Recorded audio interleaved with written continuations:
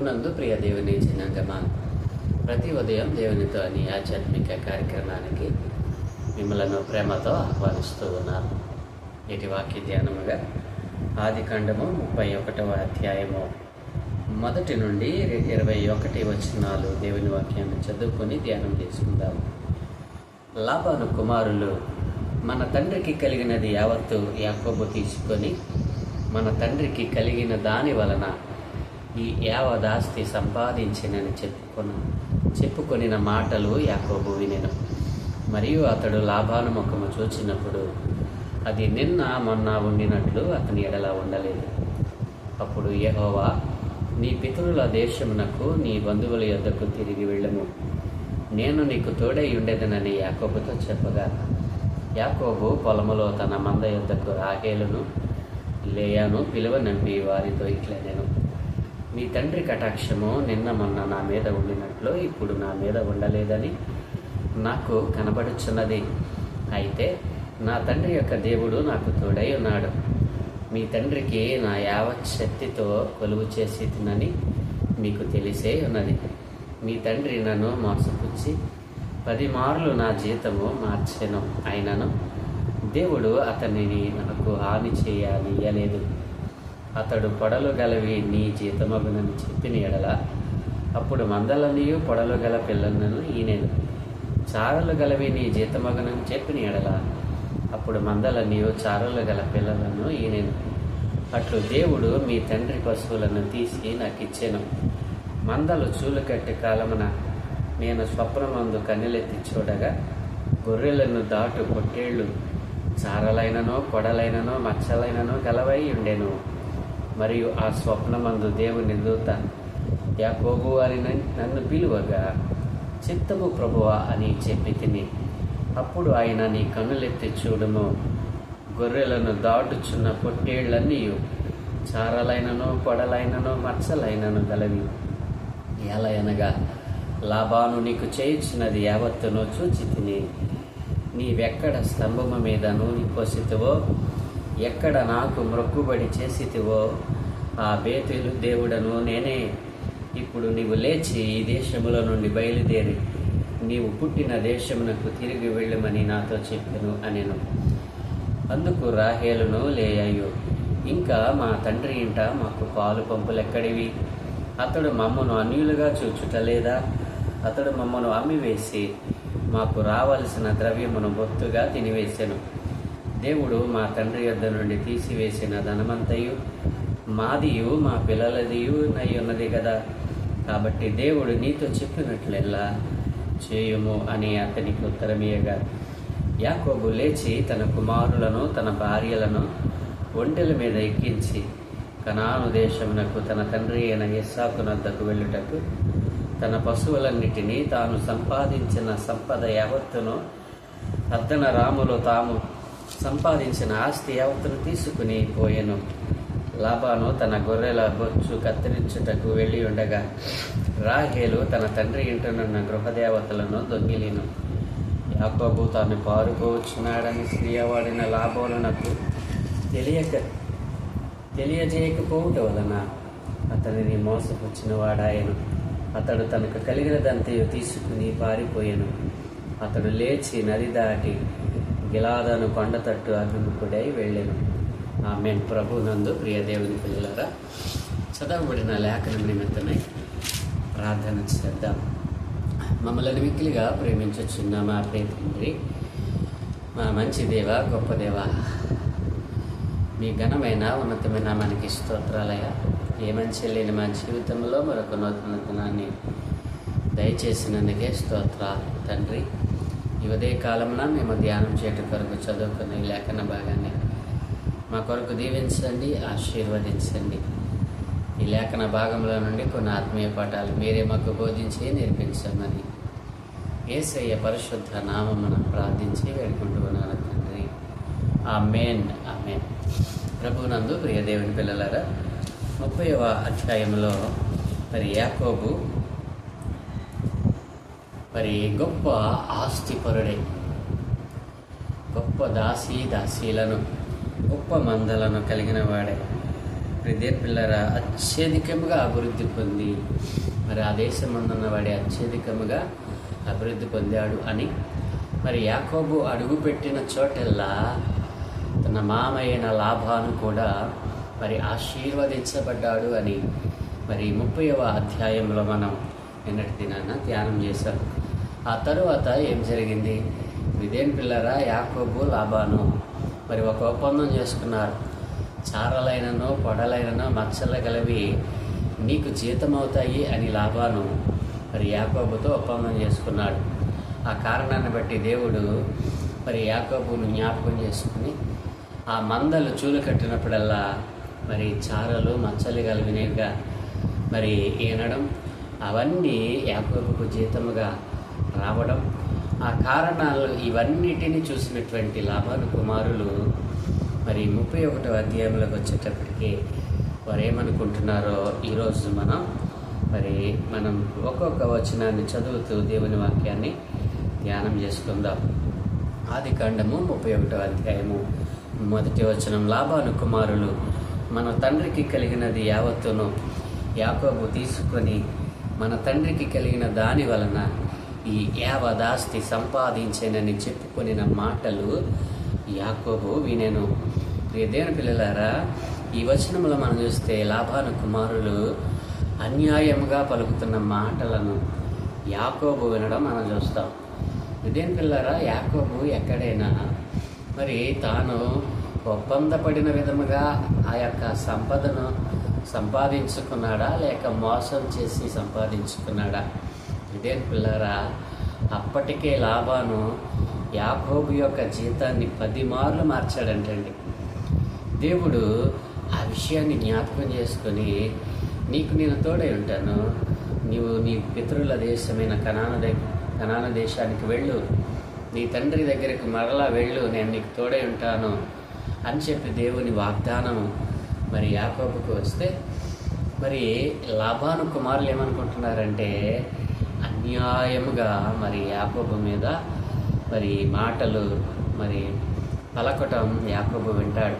ఇక్కడ వారు యాకోబు వశమైన మందలు అతని కష్టానికి ప్రతిఫలమని తన తండ్రి ఒప్పందం ప్రకారమే అతని వశమయ్యాయని వారు గ్రహించలేకపోతా ఉన్నారు. ఇదేం పిల్లరా, యాకోబు యొక్క అభివృద్ధి కానీ యాకోబు వశమైనటువంటి ఆ మందల యొక్క మరి ఆ సంపద కానీ మరి తను కష్టపడి దానిని సంపాదించుకున్నాడు, మరి సరైన మార్గంలోనే దానిని యాకోబు పొందుకున్నాడు అని గ్రహించలేనటువంటి లాబాను కుమారులు యాకోబు మీద మరి మాట్లాడడం మనం చూస్తూ ఉన్నాం. ఇదేం పిల్లరా, అసూయ మానవుల పతన స్వభావాన్ని సూచిస్తుంది. ఈ రోజున మరి మన పొరుగువాడు అంతకంతకు దినదినము అభివృద్ధి చెందుతూ ఉంటే మనలో కూడా ఇలాంటి స్వభావమే మనలో కనపడుతుంది. అవును కదా, ఇది మానవ స్వభావం. కానీ దేవుని భయము కలిగినటువంటి, దేవుని వాక్య జీవితం కలిగిన వారు, దేవుని పట్ల విశ్వాసం కలిగిన వారు మరి అలాంటి జీవితాన్ని కలిగి ఉండలేరు.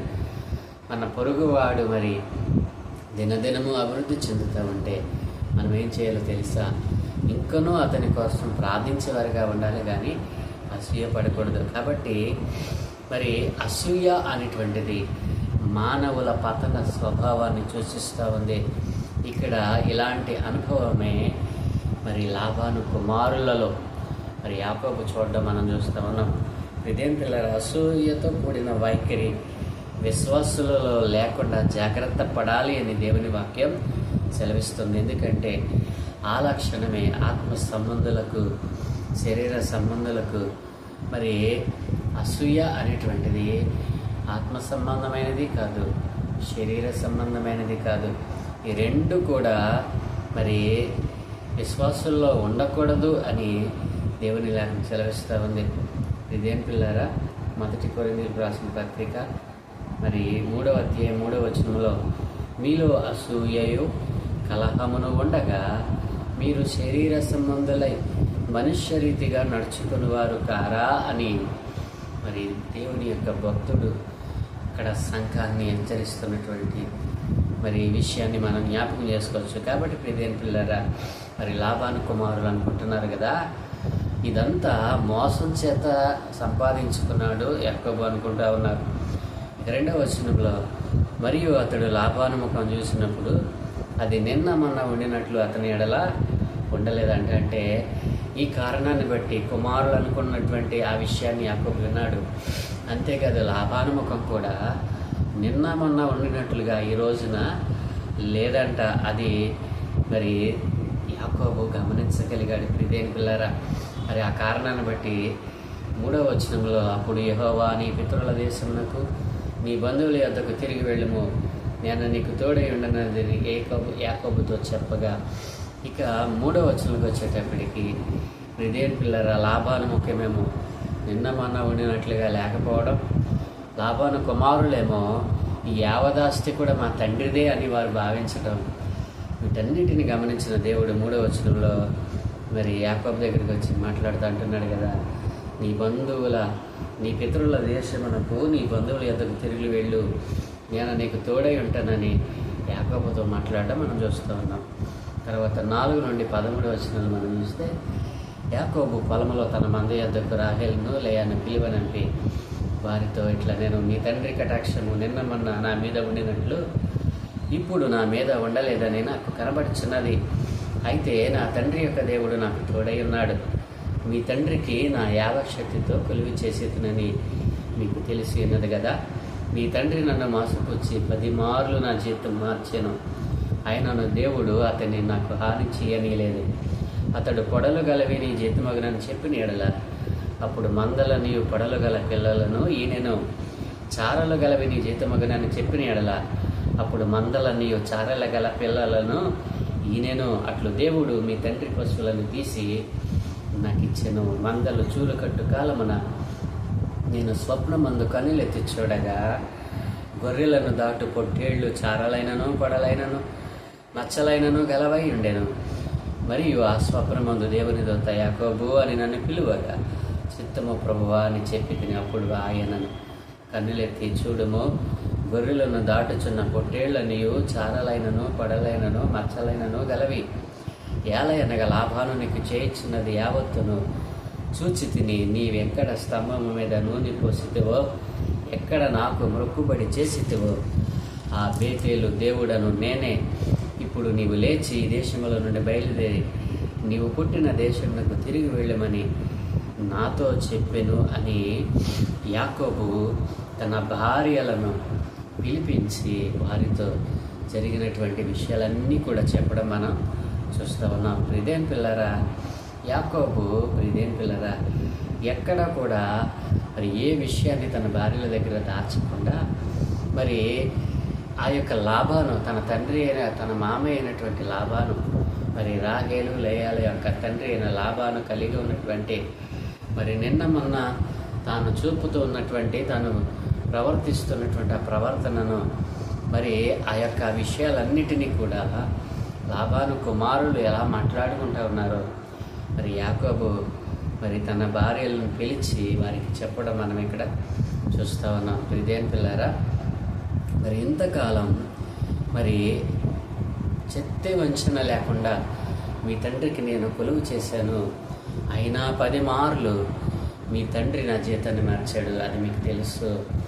అయినా నా దేవుడు నాకు స్వప్నమందు ప్రత్యక్షమై నీ పితరుల దేశమునకు నీ తండ్రి యొద్దకు తిరిగి వెళ్ళు అని నా దేవుడు నాకు తోడై ఉంటానని చెప్పాడు. మరి నేను వెళ్ళాలనుకుంటున్నాను, మీ ప్రవర్తన ఏమిటి అని, మీ ఉద్దేశం ఏమిటని భార్యలను పిలిచి మరి విషయాన్ని చెప్పడం మనం ఇక్కడ చూస్తూ ఉన్నాం. ప్రియమైన పిల్లరా, మరి ఇక్కడ మరి యాకోబు యొక్క మరి మనస్సు మనం ఆలోచన చేస్తే మరి ఇంత ధైర్యంగా మరి మాట్లాడగలటానికి గల కారణం ఏమిటి? యాకోబు ఇంత ధైర్యంగా ఎందుకు మాట్లాడగలుగుతా ఉన్నాడు? ఎందుకంటే 3వ వచనంలో దేవుడు ప్రత్యక్షమై నేను నీకు తోడై ఉంటాను, నీ తండ్రి దేశంలోకి తిరిగి వెళ్ళు అని దేవుడు అభయమిచ్చాడు. నేను ఎక్కడైతే నువ్వు నూనె పోసావో, ఏ రాయినైతే నిలిపి నూనె పోసావో ఆ బేతేలు దేవుడను నేనే అని దేవుని ప్రత్యక్షత యాకోబు పొందుకున్నవాడిగా తన భార్యలకు ఆ సాక్ష్యాన్ని చెప్పాడు.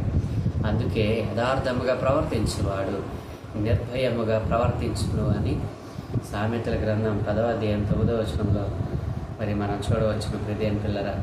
కాబట్టి మనం చేసే పనిలో అన్యాయానికి గురవుతున్నప్పటికీ దేవునిపై ఆధారపడి మన వైపు నుండి ఎలాంటి లోపం లేకుండా చూసుకుంటే తర్వాత దేవుడే ఆ కార్యమును సఫలం చేస్తాడు. యాకోబు అదే పని చేస్తూ ఉన్నాడు. ప్రియమైన పిల్లరా, మనం చేసే పనిలో మరి న్యాయమైనటువంటి ప్రవర్తన, న్యాయమైనటువంటి మరి పని మనం కలిగి ఉన్నప్పుడు దేవుడు తప్పకుండా మనం జ్ఞాపకం చేసుకుంటాడు. కాబట్టి యాకోబు మరి 10 మార్లు తన మామయ్యన లాభాను చేత మోసపరచబడ్డాడు. కానీ ప్రియమైన పిల్లలు, దేవుడు జ్ఞాపకం చేసుకున్నాడు. మనుష్యులు చేసినట్లుగాక ప్రభువుకు చేసినట్టే ఇష్టపూర్వకంగా మనము దేవునికి సేవ చేయాలి. దేవుని వాక్యం సెలవిస్తూ ఉంది కదా, మనుషులు చేసినట్టుగాక ప్రభువులకు చేసినట్టే ఇష్టపూర్వకంగా చేయాలంట మనం ఏం చేసినా. ఎఫెసీయులకు రాసిన పత్రిక 6:7లో ఈ మాట మనం చూస్తూ ఉన్నాం ప్రియమైన పిల్లరా. కాబట్టి మరి ఇక 14 నుండి 16 వచనాలు మనం చూస్తే, అందుకు రాహేలును లేయాయు ఇంకా మా తండ్రి ఇంట మాకు పాలు పంపులు ఎక్కడివి? అతడు మమ్మల్ని అన్యులుగా చూచటలేదా? అతడు మమ్మల్ని అమ్మివేసి మాకు రావలసిన ద్రవ్యమును బొత్తిగా తినివేశాను. దేవుడు మా తండ్రి యొద్ద నుండి తీసివేసిన ధనమంతయు మాదియు మా పిల్లలదియు నయ్యున్నది కదా. కాబట్టి దేవుడు నీతో చెప్పినట్లెల్లా చేయమని అతనికి ఉత్తరం ఇచ్చారు. జరిగిన విషయమంతా తన భార్యలు చెప్పాడు. వెంటనే వారంటున్నారు కదా, మా తండ్రి కూడా మమ్మలను అన్యులుగా చూస్తూ ఉన్నాడు. మా భర్త సంపాదించినటువంటి మా సంపాదన అంతా తినివేశాడు. కాబట్టి దేవుడు నీతో చెప్పినట్లు చేయమని అతనికి ఉత్తరం ఇవ్వడం మనం ఇక్కడ చూస్తూ ఉన్నాం ప్రియమైన పిల్లరా. మరి ఇక మరొక విషయాన్ని మనం జ్ఞాపకం చేసుకుంటే, పద్దనరాములో ఉన్నటువంటి తన తండ్రిని విడిచి కనాను దేశానికి వెళ్ళటానికి మరి యాకోబు యొక్క 2 భార్యలు మరి సిద్ధపడిపోయినట్లుగా మనం ఇక్కడ చూస్తాం ఇది పిల్లరా. మరి తర్వాత మనం 17 నుండి 18 వచనాలు మనం చూస్తే, యాకోబు లేచి తన కుమారులను తన భార్యను ఒంటెల మీద ఎక్కించి కనాను దేశమునకు తన తండ్రి ఇస్సాకు వద్దకు వెళ్ళుటకు తన పశువులన్నిటినీ తాను సంపాదించిన సంపద యావత్తును, పద్దనరాములో తాను సంపాదించిన ఆస్తి యావత్తును తీసుకుని పోయెను అని ఇక్కడ వ్రాయబడి ఉంది పిల్లరా. ఇక్కడ ఈ వచనాలు మనం చూస్తే యాకోబు తనకున్న సమస్తాన్ని వెంట పెట్టుకొని కనాను దేశానికి మరి పయనమవడం మనం చూస్తాం విద్యాన్ పిల్లరా. తర్వాత 19 వచనం మనం చూస్తే, లాబాను తన గొర్రెల బొచ్చు కత్తిరించుటకు వెళ్ళి ఉండగా రాహేలు తన తండ్రి ఇంట ఉన్న గృహదేవతలను దొంగిలించెను.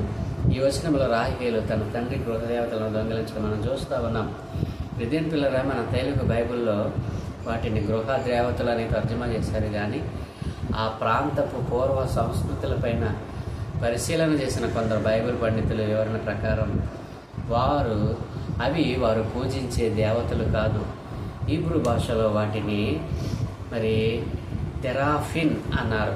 ఆ ప్రజలు వాటిని తమ గృహానికి రక్షణగా దేవదూతలుగా ఉంటాయని భావించేవారు అని మరి వారు విశ్లేషణ చేయడం ప్రిందీపులుగా. అంతేకాదు ఆ గృహ దేవదూతలుగా వారు దేనినైతే ఉంచుకున్నారో వాటి దగ్గర వాళ్ళు ఏం చేశారంట, మరి శకునాలు చూసేవారట.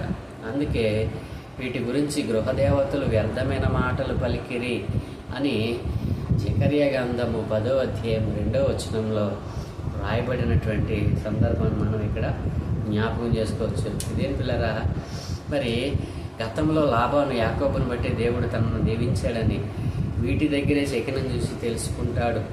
ఇవి కుటుంబంలోని జ్యేష్ఠ కుమారుడికి హక్కుగా ప్రాప్తించేవట అని మరి చాలాసార్లు మరి వీటిని ఇలాంటిది ఉన్నట్టు మరి సౌలు రాజు ఇంట్లో కూడా ఇలాంటివి ఉన్నట్టు మనం మరి సమూయేలు 1 గ్రంథం 19:13లో మనము చూడవచ్చును ప్రియమైన పిల్లారా. మరి తరువాత మేకాలు ఒక గృహదేవత బొమ్మను తీసి మంచం మీద పెట్టి మేకపోచ్చు తల వైపున ఉంచి దుప్పటితో కప్పివేసింది అని మరి అక్కడ మనం సౌలు రాజు గృహంలో కూడా వీటిని మనం చూడవచ్చును. కాబట్టి ఇప్పుడు దేవుని పిల్లరా, రాహేలు ఈ గృహదేవతలను ఎందుకు దొంగిలించినట్లు? మరి కొందరు రాహేలు కూడా అలాంటి విశ్వాసంతో అనగా అవి తమ కుటుంబానికి రక్షణగా ఉంటాయని వాటి దగ్గర శకునం చూడవచ్చిన ఉద్దేశంతో దొంగిలించింది అని అభిప్రాయపడుతూ ఉంటారు. అయితే దేని పిల్లరా, అది సరైన అభిప్రాయం కాదని మనం భావించవచ్చు. ఎందుకంటే రాహేలు యాకోబుతో పలికినటువంటి మాటలేంటి? నీ దేవుడు ఎలా చెప్తే అలా చెయ్యి, మేము రావడానికి సిద్ధమని అంతకుముందు వచనాలను చెప్పింది రాహేలు. కాబట్టి మరి అట్లా మనము భావించడానికి వీల్లేదు. దేని పిల్లరా, తర్వాత ఏం జరిగింది? యాకోబు తాను పారిపోవచ్చున్నానని సిరియవాడైన లాబానుకు తెలియకపోవటం వలన అతని మోసపుచ్చేవాడైన అతడు తనకు కలిగినంతే తీసుకుని పారిపోయాను. అతడు లేచి నది దాటి గిలాదాను కొండ తట్టు అభిముఖుడై వెళ్ళాను. ప్రిదేన్ పిల్లరా, ఇట్లా మరి తన మామను మోసగించిన వాడిగా రాయబడడం మనం చూస్తా ఉన్నాం. వాస్తవానికి అతను లాబానుది ఏదీ కూడా దొంగిలించలేదు. మరి లాబాను కుమార్తె రాహేలు మాత్రమే తన గృహదేవతలను దొంగిలించి మరి తమతో పట్టుకొని పోవడం మనం చూస్తూ ఉన్నాం.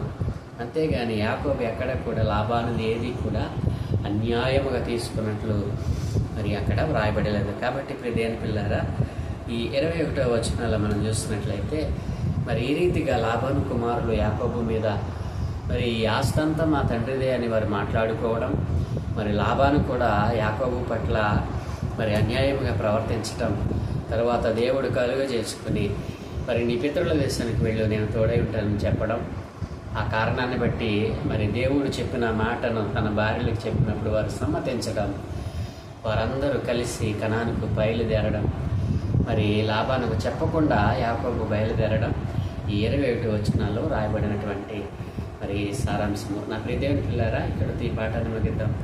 రేపటి దినాన మిగతా భాగాన్ని ధ్యానం చేద్దాం. దయగలిగిన తండ్రి, కృపగలిగిన దేవునికి వందనాలయ్యా. ఆదికాండము 31వ అధ్యాయంలో అయినా ఇదిగో తండ్రి వ్రాయబడినటువంటి కొన్ని విషయాలను మేము ధ్యానం చేస్తాం.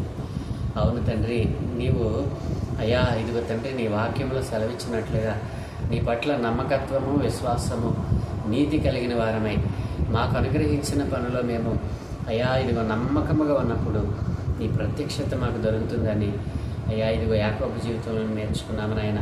ఇదిగో లాబాను పలుమార్లు జీతాన్ని మార్చిన అతని వలన ఏ హాని కలగకుండా నీవే కాపాడవు తండ్రి. ఎందుకంటే యథార్థమైన ప్రవర్తన కలిగిన వాడిని, యథార్థమైన ప్రవర్తన కలిగి నీ యందు నిలిచిన వాడిని నీవు కాపాడుతావని నీ వాక్యం ద్వారా సెలవచ్చావునైనా. ఆయన ఇది యాకోబు జీవితంలో మీరు కలుగు చేసుకుని యాకోబుకి ఇచ్చినటువంటి ఆ ప్రత్యక్షత ఈ దినాన నాయన ఇదిగో తండ్రి నీ పైన యథార్థముగా ఆధారపడి యథార్థముగా జీవిస్తున్న వారికి కూడా కలుగ చేసి అయ్యా ఇదిగో నీ నిండైన దీవులతో నింపి ఇదిగో యాకోబును దీవించినట్లుగా మమ్మను దీవించమని ఈ దిన మేము చేయపనులన్నింటినీ ఇక్కడ దృష్టి ఉంచి మీ దూతల కాపుతలను గ్రహించి మీరే మహిమ పొందుకోమని యేసయ్య పరిశుద్ధ నామమున ప్రార్థించి వేడుకుంటున్నాము తండ్రి. ఆమేన్, ఆమేన్, ఆమేన్.